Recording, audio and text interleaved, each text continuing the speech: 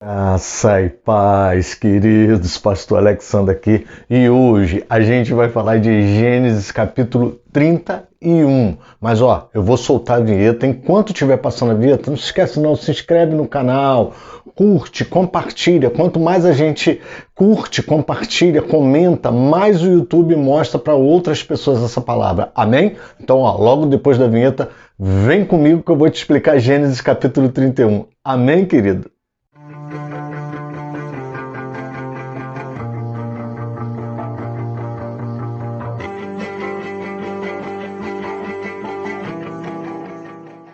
Graça e paz, queridos, Pastor Alexandre aqui de volta. E hoje a gente vai falar de Gênesis capítulo 31. Amém, querido? Outra mudança de fase, outra transição. Agora, essa transição é muito importante, mas antes da gente explicar, deixa eu te falar uma coisa. Se você é novo por aqui, não tem problema não. Eu vou colocar um card aqui em cima, onde você vai clicar nesse card e você vai até a série Gênesis. Se esse card não aparecer, vem aqui embaixo tem o meu nome, Pastor Alexandro, você clica lá e você vai ser direcionado para o meu canal. Chegando lá você vai ver uma opção vídeos e do lado de vídeos playlist. Você vai em playlist e vai acessar a série Gênesis. Mas pastor, o que é a série Gênesis? A série Gênesis é um estudo intensivo do livro de Gênesis. Qual o objetivo? O objetivo é você ler a Bíblia, eu também leio, a gente troca ideia e eu te dou explicações, ora um pouco teológicas, ora um pouco de aplicação prática para a nossa vida. O livro de Gênesis é maravilhoso, porque ele fala da nossa origem, ele fala da nossa criação. Como nós perdemos essa identidade, o livro de Gênesis ele traz uma riqueza de informações para que a gente possa ter um rumo, para que a gente possa entender qual foi a finalidade de Deus, o que Deus queria de nós quando Ele nos criou e o que nós perdemos na nossa queda. Então, por isso eu escolhi o livro de Gênesis para fazer essa série. Amém, querido? Chegando lá na playlist, é simples. Você lê o capítulo 1, assiste o episódio 1. Lê o capítulo 2, assiste o episódio 2. Lê o capítulo 3, assiste o episódio 3. E assim por diante. Ou faz da forma que você achar melhor. Amém, querido? Estou te aguardando aqui depois do pause. Amém? Bom, gente, como eu falei, Gênesis 31 é uma outra transição. O que está acontecendo aqui? Depois de trabalhar mais ou menos 6 anos por conta própria, 6, 7 anos, no episódio passado eu contei para vocês que Jacó tem uma estratégia de Deus, né? E ele coloca varas, né, nos ribeiros quando as ovelhas vinham para matar a sede, para beber água, ali nos ribeiros, perto dos poços, ele colocava as varas, né, de álamo, de plátano e de aveleira, e essas varas faziam com que ele produzisse, né, as ovelhas que ele tinha combinado no salário dele, né? Os cordeiros negros, as ovelhas e cabras salpicadas e malhadas. E aí, como Labão tinha dado uma de esperto e separou todos os rebanhos, ele não poderia conseguir geneticamente, por lógica, esse tipo de fruto, né? Esse tipo de filhote não nasceria porque Labão separou as raças, justamente para que ele não tivesse salário. Só que Deus miraculosamente faz com que Jacó prospere, ele faz com que Jacó se torne rico. E aí, no início do capítulo 31, a gente vai ver que Jacó ele já começava a enfrentar uma série de resistências. Jacó já começava a enfrentar uma série de problemas com os filhos de Labão.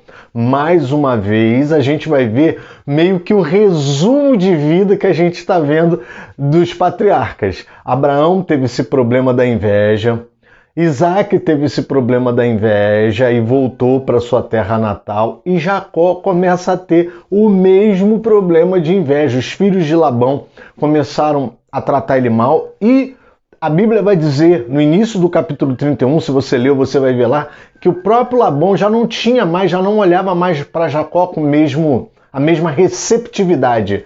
E aí estava se criando uma animosidade. Por quê, né, amado? Porque quando tu cresce, porque quando você se torna melhor do que você era, não é melhor do que o outro, não. Melhor do que você era anteriormente, isso incomoda os outros. Você não precisa e nem deve se comparar com os outros. Você não precisa ser melhor que ninguém.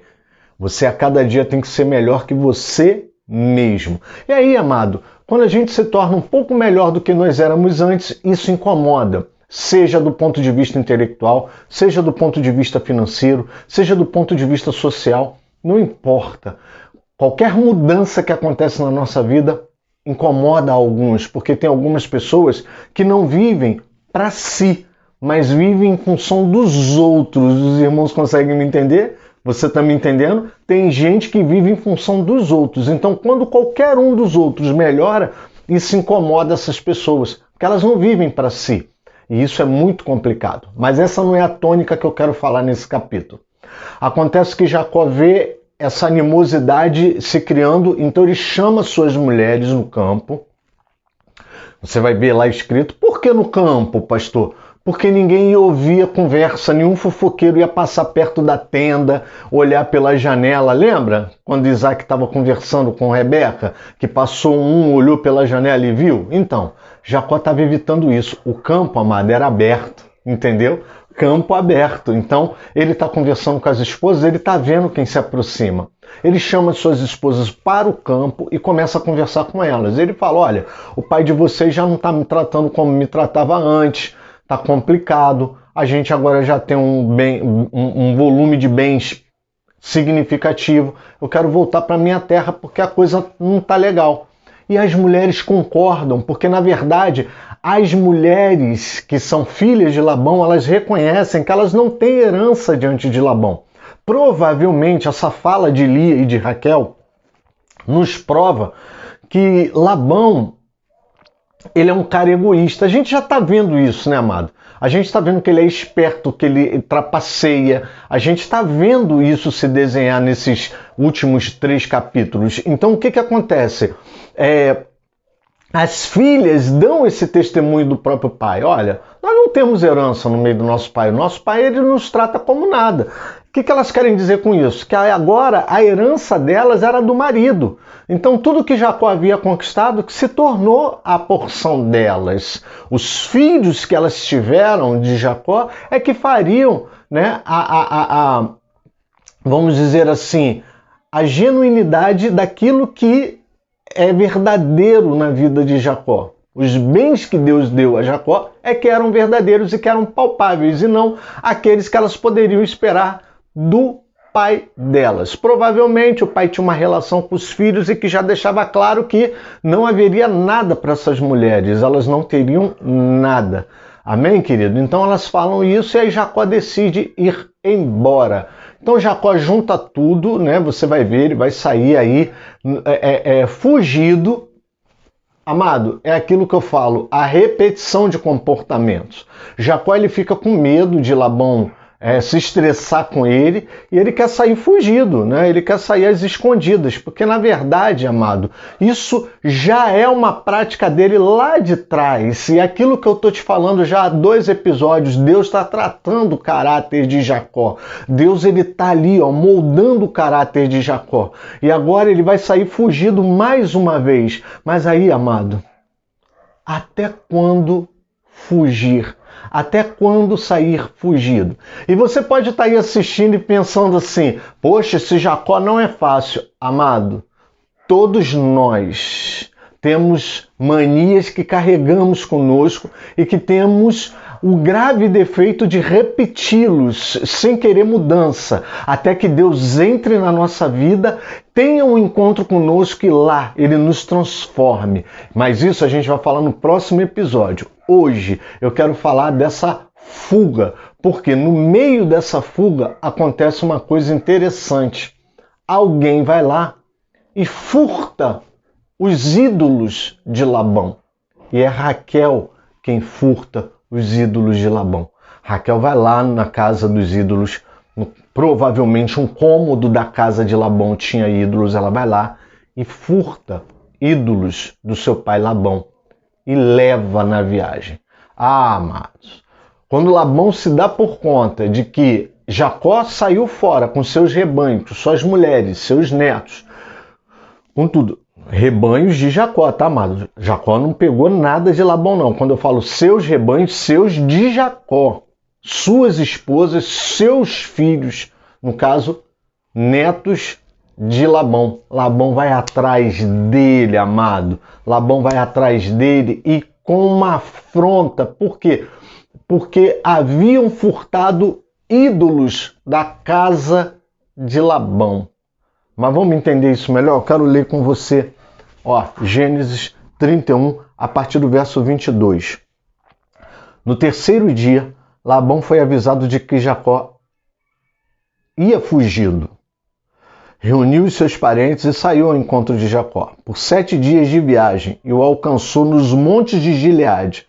De noite, porém, Deus veio em sonho a Labão, o arameu, e lhe disse: cuidado, não fale a Jacó, nem bem, nem mal. Labão alcançou Jacó. Este havia armado sua tenda naqueles montes. Também Labão armou as suas tendas com seus parentes nos montes de Gileade. E Labão disse a Jacó: que foi que você fez? Você me enganou e levou as minhas filhas como se fossem prisioneiras de guerra.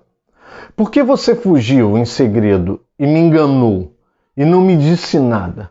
Eu teria despedido com alegria, com cânticos, com tamborim, com harpa. E por que não permitiu que eu beijasse os meus netos e minhas filhas? Nisso você agiu como um tolo.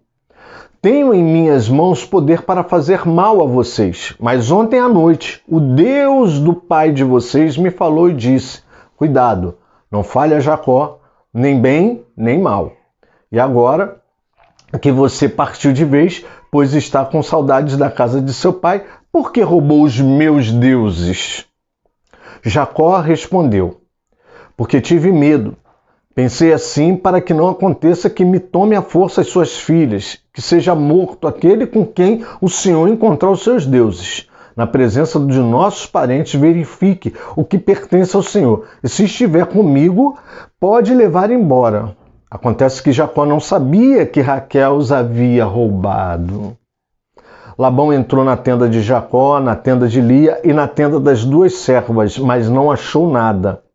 Tendo saído da tenda de Lia, entrou na tenda de Raquel. Ora, Raquel havia pego os ídolos do lar e depois de colocá-los na sela de um camelo, estava sentada sobre eles. Labão apalpou toda a tenda, não os achou. Então Raquel disse ao pai: não fique zangado, meu senhor, por eu não poder levantar na sua presença, pois estou no meu período menstrual.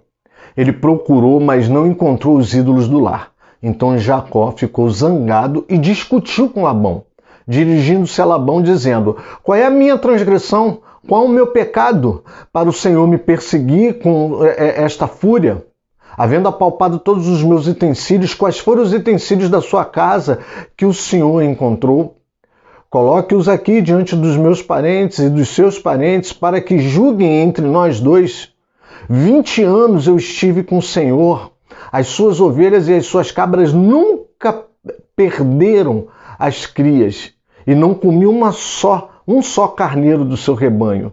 Não lhe apresentei os animais que eram despedaçados pelas feras. Assumi o prejuízo da minha mão o prejuízo da minha mão o Senhor o requeria, tanto roubado de dia como de noite, de maneira que eu andava de dia consumido pelo calor, de noite pela geada, e o meu sono me fugiu os olhos. 20 anos permaneci em sua casa. 14 anos trabalhei para o Senhor pelas suas 2 filhas, e 6 anos trabalhei para conseguir o seu rebanho. 10 vezes o Senhor mudou o meu salário. Se não fosse o Deus de meu pai, o Deus de Abraão e o temor de Isaque, por certo o Senhor me despediria agora de mãos vazias. Mas Deus viu o meu sofrimento e o trabalho das minhas mãos, e ontem à noite ele repreendeu o Senhor. Amado, mais uma vez a gente vê as repetições que eu falei. Depois desse chega para lá que Jacó dá em Labão, eles param e fazem uma aliança de paz ali. Porque Labão não encontrou os ídolos, né? Ficou o dito pelo não dito. Provavelmente para Labão não teria sido eles, porque ele apalpou tudo. A Bíblia diz que ele entrou nas tendas de Jacó, de Lia, de Raquel e das 2 servas, né? E cada um tinha sua tenda. Ele entrou, olhou tudo. Só que Raquel escondeu. Raquel sentou-se em cima, pegou a sela do camelo, colocou. E naquela época, a mulher, quando ela entrava no período menstrual dela, amados, não era como hoje, que existem absorventes de alta tecnologia que absorve todo o fluxo que desce nesse período. Não. Naquela época, a mulher ela tinha tecidos apropriados para isso. Diga-se de passagem, não era fácil conseguir tecidos na época. Já parou para pensar nisso? Não era fácil. Então, na verdade, quando a Bíblia vai falar de trapos de imundícia, ela está falando dos panos de menstruação ou dos panos que eram usados também pelos leprosos, para cobrir as feridas. Os leprosos que tinham úlceras na pele, né, onde abriam-se feridas que nem sempre eram lepra, mas na época, por falta de tecnologia e por falta de conhecimento médico, era tratado como lepra. Esses panos que eles enrolavam se tornavam trapos de imundícia, porque eram panos que eram difíceis. Nós não tínhamos uma indústria têxtil como nós temos hoje, não tínhamos uma indústria de higiene pessoal como nós temos hoje, então já era difícil conseguir os panos. E esses panos eles eram usados até o extremo, se é que você pode me entender, usado até o extremo. Então a mulher ela ficava paradinha, né? Nesses dias a mulher ela ficava parada, ela ficava na dela, por isso que mais tarde lá na lei mosaica, a gente vai ver que a mulher ela tem que se afastar do arraial, porque ela ficaria distante, mais à vontade, para cuidar desses dias, né, de uma forma mais higiênica. Então ela fala assim: me perdoa, meu senhor, eu não vou poder levantar porque eu estou naqueles dias, eu estou menstruada. E aí Labão ele cai no conto de Raquel e não toca em Raquel, e ali fica o dito pelo não dito. Eles fazem uma aliança, Jacó segue em paz. Mas eu queria deixar algo para você, eu queria te falar algumas coisas, eu queria falar algo para você. Não adianta, amado, você querer mudar o rumo da sua vida, querer mudar a história da sua vida, se você carrega coisas com você do passado. Jacó, mesmo sem saber, estava carregando ídolos da casa do sogro, que a sua mulher, a mais amada, aquela que ele jamais imaginaria, estava carregando. O que o senhor está querendo dizer com isso, pastor? Eu estou querendo dizer para você que às vezes nós carregamos na nossa bagagem ídolos e que não é nosso. São ídolos que nem sempre nós trazemos, mas que alguém que amamos traz junto conosco. Às vezes, amado, nós carregamos na nossa bagagem coisas que nós não deveríamos carregar. Queremos começar o novo em Deus, queremos viver o novo, mas carregamos coisas na nossa bagagem que não são nossas, que não nos pertencem, coisas que às vezes são furtadas e coisas inúteis, porque aquele ídolo era tão inútil, tão inútil, tão inútil, que Raquel sentou em cima dele e não aconteceu nada. Nem revelar a Labão que ele estava ali embaixo de Raquel, aquele ídolo pôde. Jacó saiu com a permissão de Deus. Mais uma vez Deus entra em sonho, assim como fez com Abimeleque por 2 vezes, assim como fez com Abimeleque na época de Isaac. Deus entra em sonho e fala para Labão: olha, não digas nem bem nem mal. Ou seja, Deus estava falando o seguinte: você tem todo o direito de brigar com ele, você está dentro da sua razão, dentro da sua justiça de brigar com ele, mas não vá dizer nada de errado para ele. Não amaldiçoe ele, não precisa abençoar, mas também não vai amaldiçoar. Sabe por quê, amados? Ainda quando nós estamos errados, na maneira como nós fazemos as coisas, Deus nos protege. Não porque somos filhos queridos, estamos isentos de toda justiça divina. Não. Jacó vai ter um encontro com Deus, Jacó vai acertar isso tudo. Deus é justo porque fala: não digas nem bem nem mal. Ou seja, não precisa agradar ele, mas também não vai amaldiçoar ele.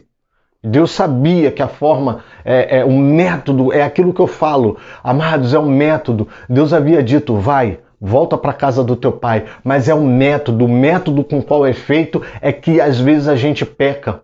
Então cuidado, querido, com o método que você escolhe para cumprir os desígnios de Deus na sua vida. Cuidado com o método que você utiliza. A soberania de Deus é que vai te ajudar a te levar para o objetivo final. Lá o propósito de Deus. Consulte a Ele, peça a Ele as estratégias, peça a Deus o método, mas jamais mude o rumo da sua vida para buscar o propósito de Deus, trazendo na sua bagagem coisas que não pertencem a Deus, coisas do passado, coisas que não acrescentam, coisas que infelizmente só atrapalham. Amém, querido? Que essa palavra possa enriquecer o teu coração e que verdadeiramente, a partir de hoje, cada decisão da sua vida, você faça duas coisas. Primeira, consulte a Deus sobre os métodos que você vai utilizar. Segundo, não leve nada do passado. Não traga nada do passado. Não traga ídolos do passado. Não traga coisas que vão te atrapalhar e que vão depor contra você. Não traga coisas que vão te incriminar.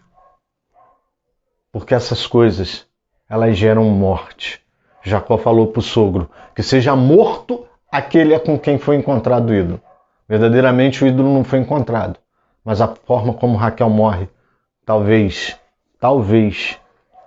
possa ter sido por causa da palavra que foi lançada por Jacó.